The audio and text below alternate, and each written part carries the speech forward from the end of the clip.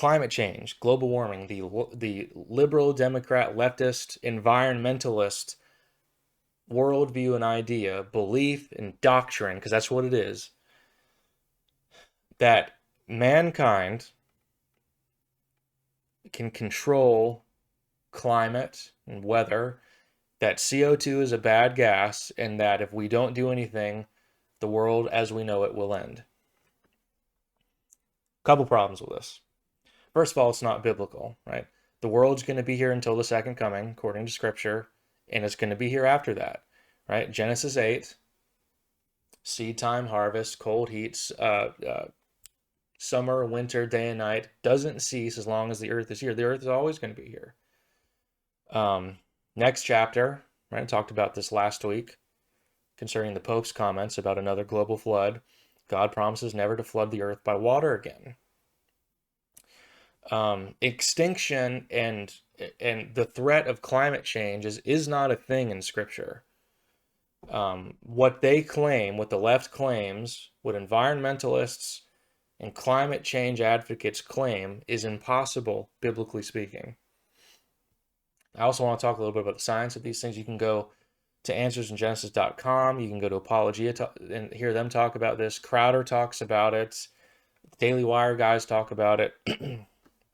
All the issues with this. Patrick Moore and PragerU talk about this and CO2 and whether or not it's a bad gas. CO2, carbon dioxide, is fundamental for all life. It's fundamental to having an atmosphere. It's good for plant life, animal life, and human life. More of it is better. What do they say? We emit too much CO2, so the world is getting so hot, and we're going to, climate change is going to cause us all to die. It's nonsense. CO2 is a good gas, and scientific data tells us that temperature changes have to do with solar flares, right? There's always been carbon dioxide in the atmosphere, a very small percentage, but you have to have it there in order to have an atmosphere. We need it. So, biblically, we don't control the weather, right? God controls the weather and the climate. We don't have that power. We're just people. We're just men. We're not divine. And the Bible actually specifically says this about God and the weather patterns of the earth. Also, just the earth has always gone through phases of colder weather or hotter weather, and I mean this is normal. So just want to talk a little bit about that. But while I'm on this topic, I'll leave this up actually. We hear all the time that the Democratic Party is the party of science, and anyone who doesn't agree with them on transgenderism, abortion, climate change, or COVID and masks, we're all just science deniers. I threw evolution in there because an evolutionary worldview tends to be more prominent on the left side of politics. It makes sense, an atheistic, anti-biblical view, though there are conservatives that hold to it and Republicans that hold to it. But I would like to suggest that the Democratic Party is not the party of science, and my reasons are the following. So let's talk about one of the first things, the LGBT movement. I'll only mention one of the things in the long acronym. Transgenderism, the idea that you can change your gender, right? Or that there are more than two genders, or that you can have a female brain and a male body, or things like that. All science tells us that's false. But if you think there are only two genders and that gender theory is stupid, well, you just deny the science. That's not true. That's not true. abortion. Now, I will say, people who go out to Planned Parenthood facilities, people who actually interact with people thinking about getting abortions, you know as well as I do that the argument today is no longer it's not a human, so it's not murder, but rather that, oh, we know it's human, but we still have the right to murder it. People say that. Go watch Apologia Studios go to abortion clinics. They encounter it all the time. Apologia Studios. You can also go to notavictim.com. So that, but that's obviously stupid. But you have people on the left that say it's not a human, and that you're not a human at conception, even though all of your genetic information is present at conception. You're alive. You start to grow. And I mean, if you're not alive, then how are you growing? And it's human DNA, so how can it not be a human? So I mean, they're the ones denying science on all these issues, not us.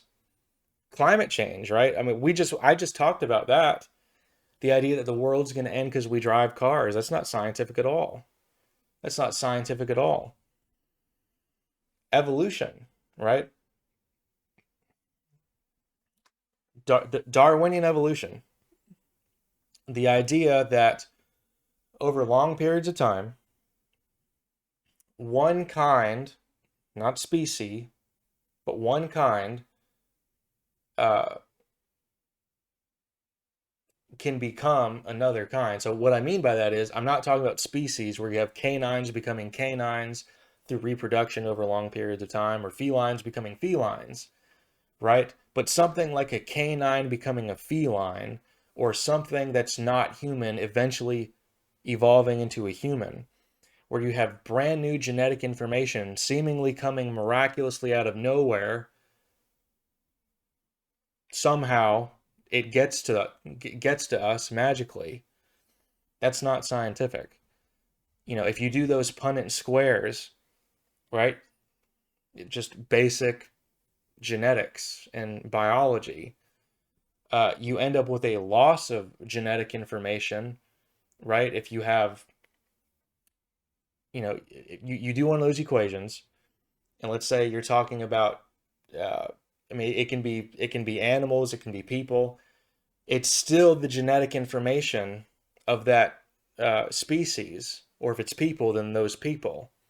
But you end up with a loss of genetic information because of reproduction and dominant genes and recessive genes and so on. So as people reproduce and as animals reproduce, you're getting the genetic information from those parents. So it's the same kind. It's the same genetic information being rearranged and lost over time. You're constantly losing it and rearranging it.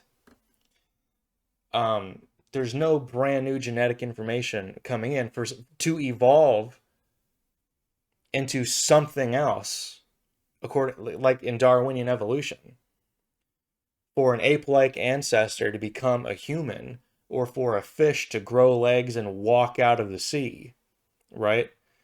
You have to have a brand new source of genetic information that's actually compatible with their genetic information to give them legs so that they can walk. That's never been observed. And even something as simple as Punnett squares prove that can't happen anyway. So, coronavirus and masks. I've talked a lot about that on the show. 0.05% survival rate, less than half as deadly as the flu, right? Masks, viruses are smaller than the holes in your masks. And study earlier from the New England Journal of Medicine, where they did a study with 2,000 Marines, almost 2,000 U.S. Marines. The ones that wore masks, that actually participated in the study, got COVID. COVID spread more among them than it did with the U.S. Marines that didn't participate in the study. So the people just living their lives as normal got less cases of coronavirus.